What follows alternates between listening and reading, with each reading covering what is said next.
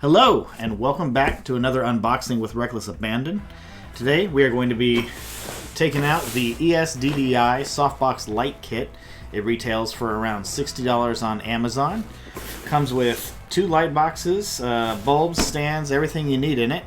So let's go ahead and open it up and see what we got. Got a nice carrying bag here, dual zipper. Not too heavy. Like that. Take a look in here. Got our stand. It's a nice aluminum. Feels sturdy. Doesn't feel like it's going to bend unless you try to hang a child on it or something. Also have 2 bulbs here. Good sized bulbs. Their light temperature is around 5500 Kelvin. So I want to say that's pretty much daylight lights. Alright. Oops. We've got our light box here.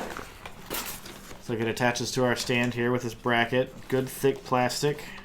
Metal screws. Cord with a switch.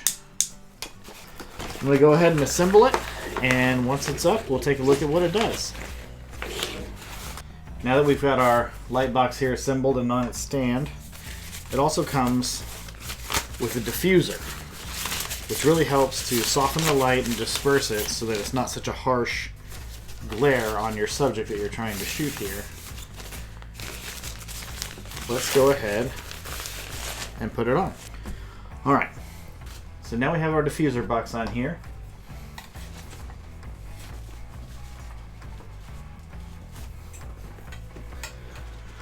So as you can see here from my human-sized body, this is actually a good-sized light box.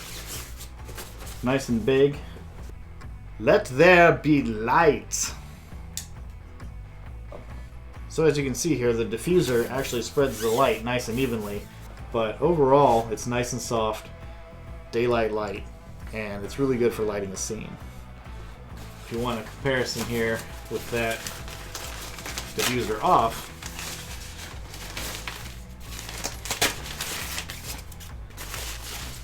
the light definitely gets much harsher.